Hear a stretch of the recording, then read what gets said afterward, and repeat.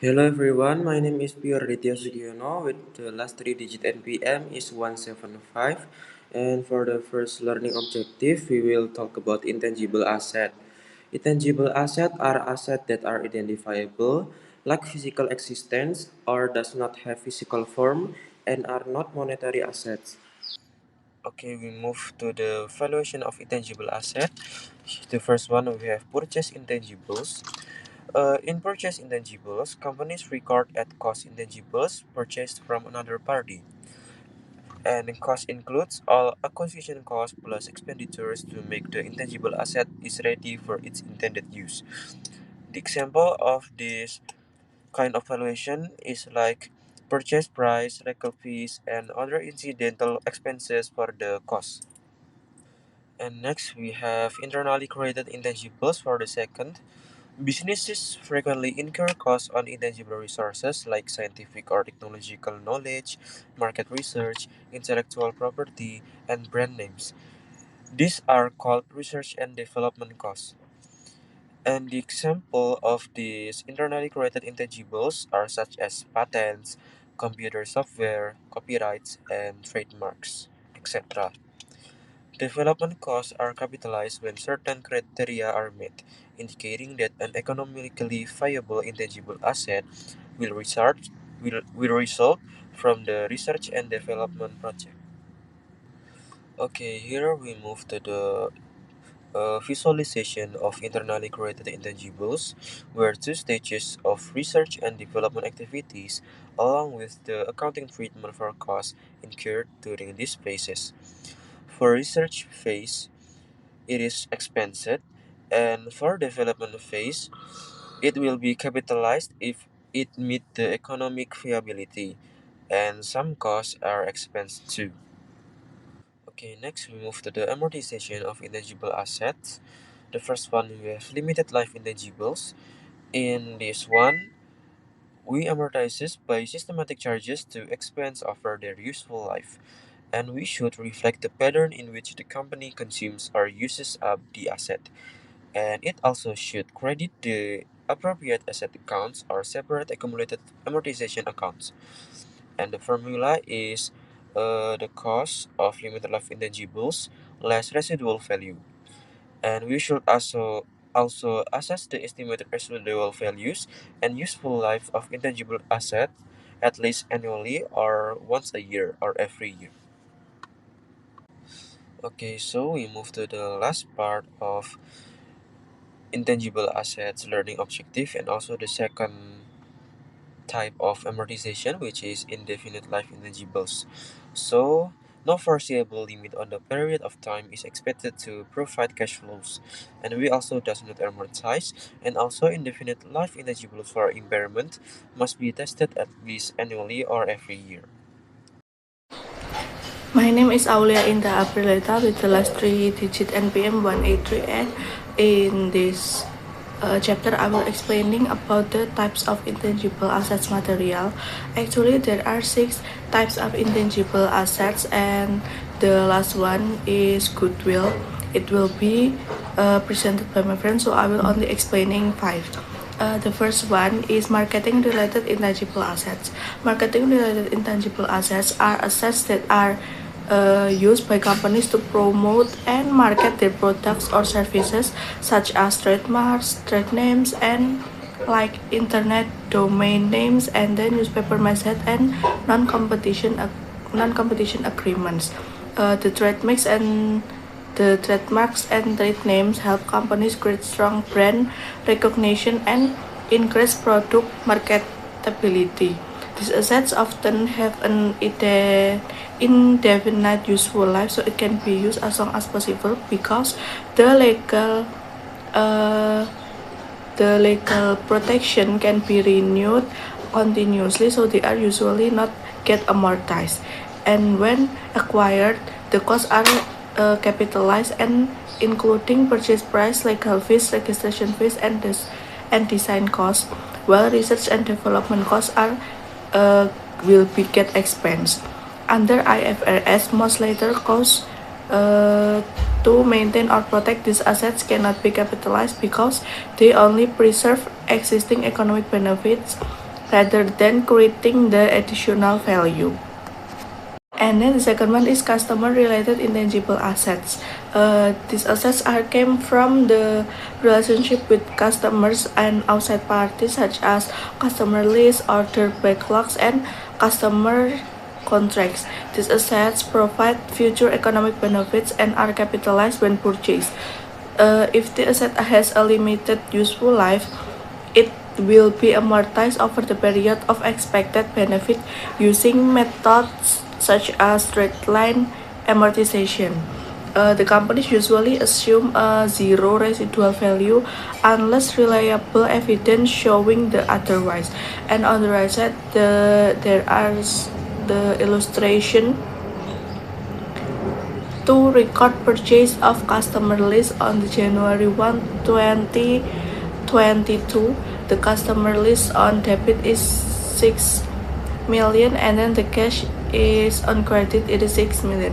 And then to record amortization expense during the like at the end of each fiscal years, like in December 31, 2022 to 2023, and then 2024, the amortization expense from the customer list, it will be the 6 million divided by 3 and it will get 2 million and it should be written in the debit side. And then the customer list or accumulated customer list amortization, it will be 2 million on the credit side. The preceding example assumed no residual value for the customer list. But what if this company determines that it can sell the list for 60,000 to another company at the end of 3 years? And in that case, this company should subtract the residual value from the cost in order to determine the amortization expense for each year. Amortization expense would be 1,980 per year as shown in the illustration on the underneath. The cost is 6 million and then the residual value will be 60,000, so the amortization base will be 5,940. So the amortization expense per period is the 5,940 will be divided by 3, so it will get 1,980. That will be the illustration of the calculation of amortization expense with the residual value. The third one is artistic related intangible assets. Artistic related intangible assets including ownership rights to creative works such as books, music, films, photographs, and plays. And these assets are protected by copyrights of the company, which give the creators exclusive rights to use and sell their work. Companies capitalize the cost of acquiring copyrights and amortize them over their useful life, while research and development costs are usually will be expense. The fourth one is contract-related intangible assets. These assets arise from contractual agreements such as franchises, licenses, permits, and birthrights. The companies capitalize the cost of acquiring these rights and amortize them if they have a limited useful life. But however, franchise and license with indefinite or perpetual lives are not amortized, while annual payments are recorded as operating expenses. And the last one is technology-related intangible assets. These assets including patents and trade secrets that give companies exclusive rights to use or sell a product or process. Companies capitalize the cost of acquiring patents and amortize them over the useful life or legal life, whichever is shorter. Research and development costs before economic viability are usually will be expense.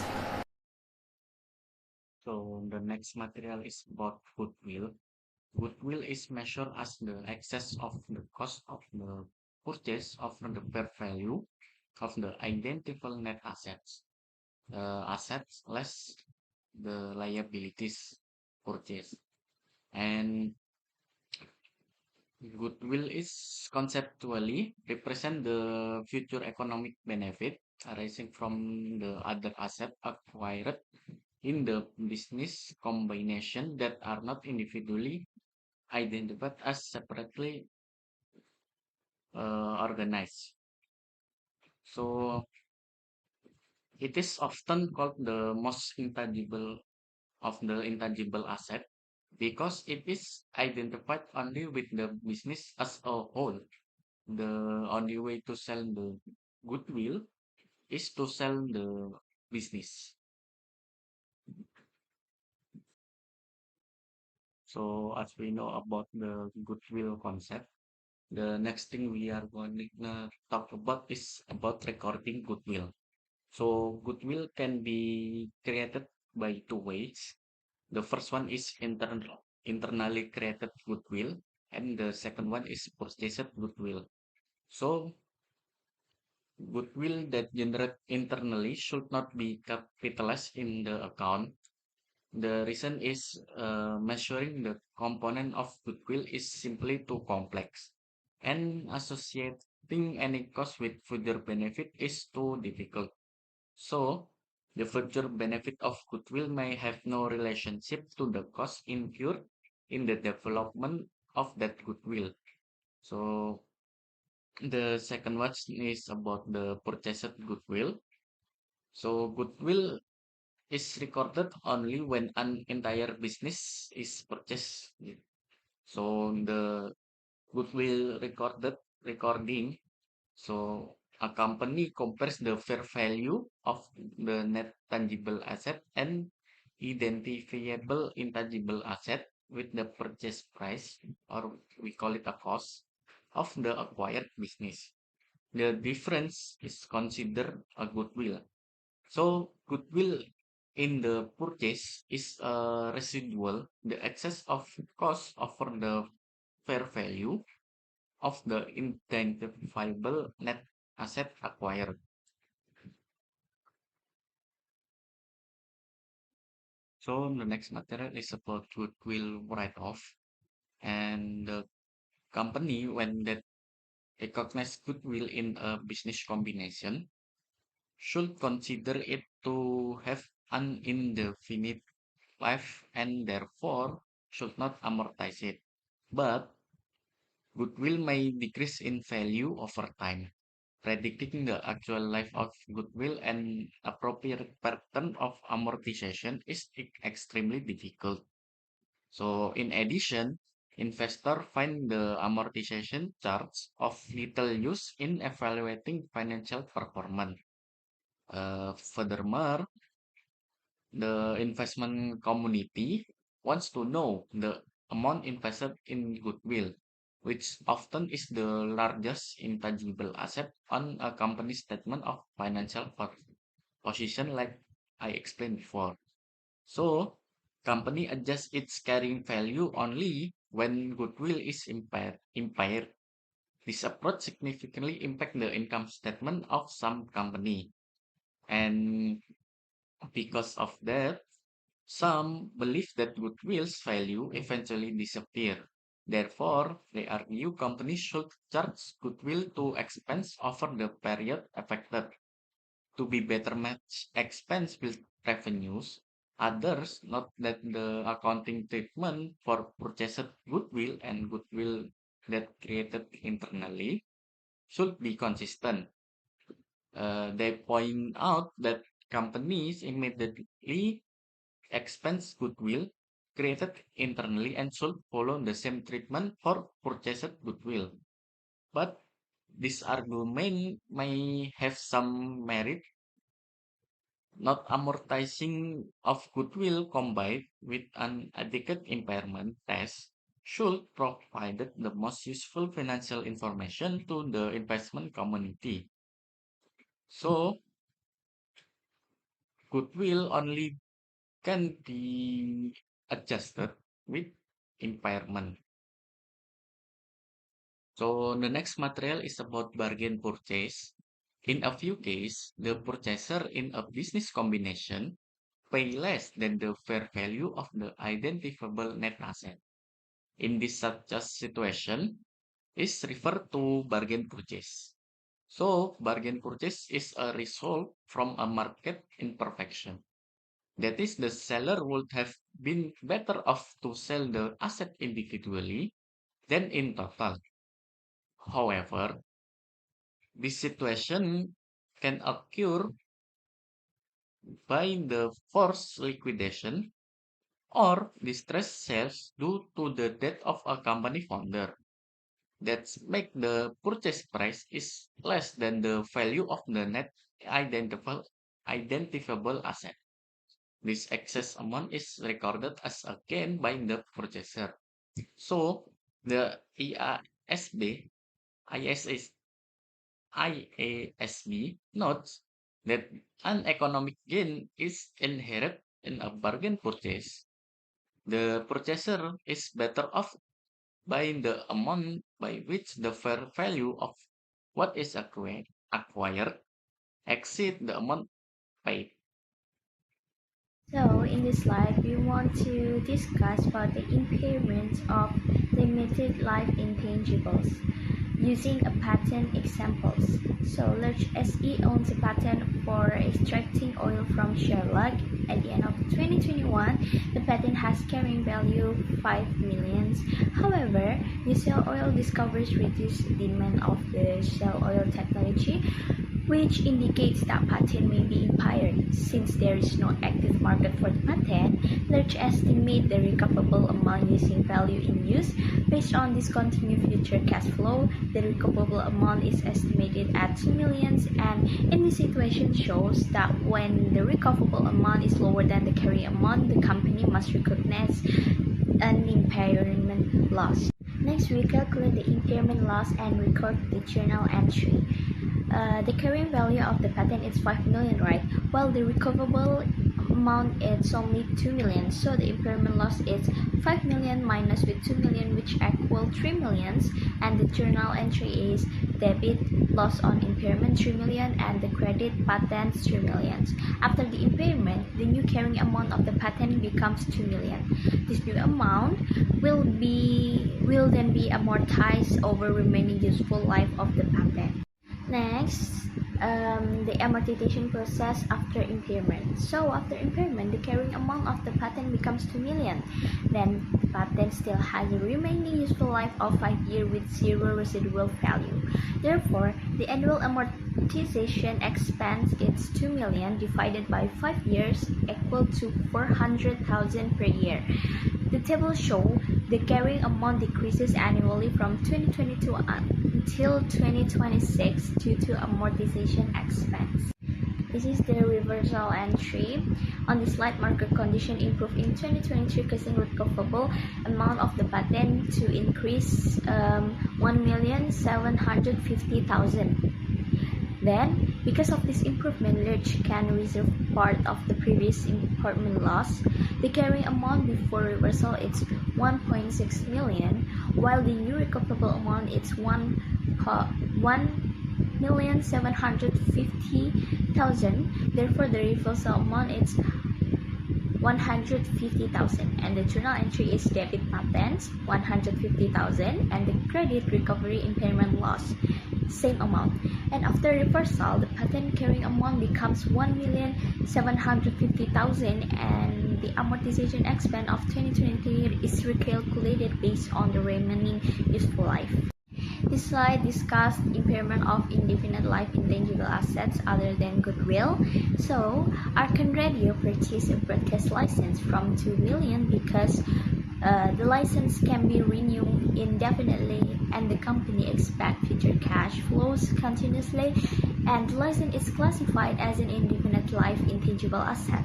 However, the government later decided to auction the license instead of automatically renewing them and reduce of the recoverable amount of the license to 1,500,000. Since the recoverable amount is lower than the carrying amount, Arkan Radio must recognize an impairment loss for 500,000. Next, impairment testing for goodwill.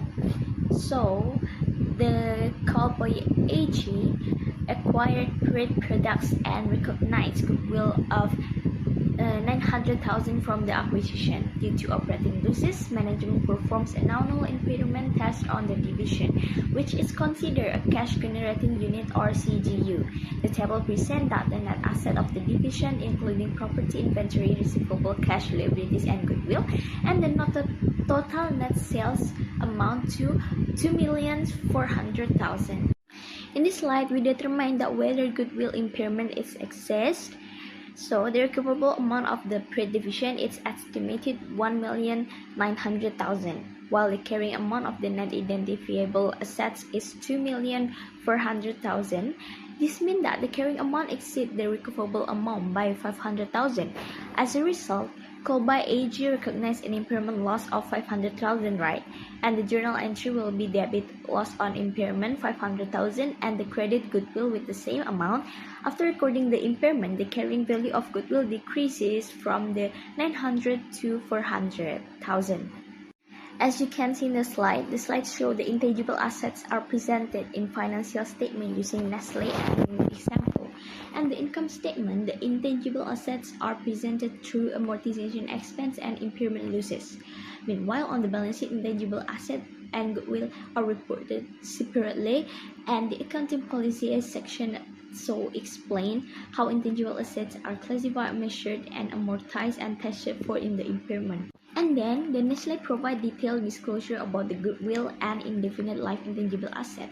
The company in that picture explained that the goodwill will test it annually for impairments or whenever there is an indication of impairments. And the disclosure also includes the gross carrying amount and accumulated impairment losses, currency translation effects, and the final net carrying amount at the year end. And this information help users of financial statement understand how the company manage and evaluate its intangible assets. Hello, my name is Akan Wansa with the lesson NPM 223, and now for the last material we're gonna talk about research and development or R&D costs. So R&D costs are not in themselves intangible assets, but R&D activities frequently result in the development of patents or copyrights, such as a new product, process, idea, formula, composition, or literally work that may provide future value. So IFRS requires that all research costs to be expensed as incurred. So development costs are generally expensed as incurred. However, once a project moves to the development phase, certain development costs are capitalized. Capitalization begins when the project is far enough along in the process, such that the economic benefits of the R&D project will probably flow to the company, or the project is economically viable. Research and development investments are the lifeblood of product and process development that lead to future cash flow and growth. Countries around the world understand this, and as a result, provide significant incentives in the form of tax credits or super deductions. That means deduction greater than 100%. And also accompany tax rate reductions, including patent box rates for companies that own and use patents registered in that country.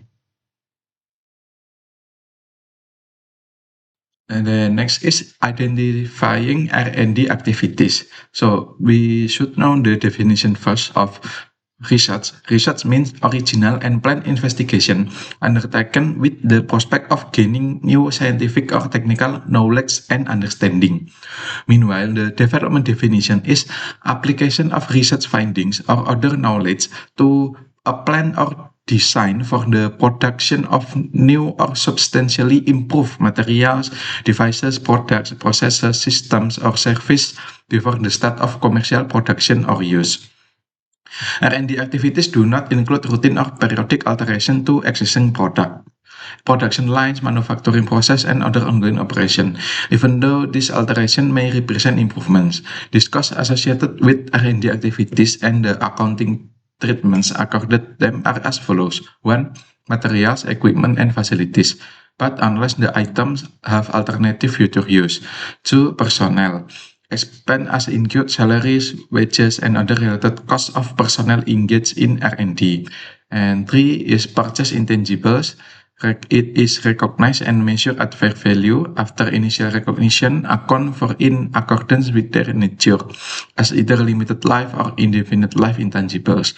4 contract services, and 5 indirect costs. It includes a reasonable allocation of indirect costs in R&D costs, except for general and administrative costs, which must be clearly related in order to be included in R&D. And consistent with number 1 above, if a company owns a research facility that conducts R&D activities and that has alternative future uses, and it uses in other R&D projects. Also, it should capitalize the facility as an operational asset. The company accounts for depreciation and other costs related to such research facilities as R&D expense. In the last slide, we're gonna talk about costs similar to R&D costs. So for the most part, these costs are expense as incurred. Number 1 is startup costs for a new operation. Startup costs are incurred for one-time activities to start a new operation. Examples include opening a new plant, introducing a new product or service, or conducting business in a new territory. Startup costs include organizational costs, such as legal and government fees incurred to organize a new business entity. And 2 is initial operating losses. Some contend that companies should be allowed to capitalize initial operating losses incurred in the startup of a business. They argue that such operating losses are an unavoidable cost of starting a business. IFRS requires that operating losses during the early years should not be capitalized. In short, the accounting and reporting standards should be no different for an enterprise trying to establish a new business than they are for other enterprises. And 3 is advertising costs. Advertising costs must be expensed as incurred. The IASB acknowledges that advertising and promotional activities may enhance or create customer relationships, which in turn generate revenues. And lastly is presentation of R&D costs. So companies should disclose in the financial statements, generally in the notes, the total R&D cost charged to expense each period for which they present an income statement.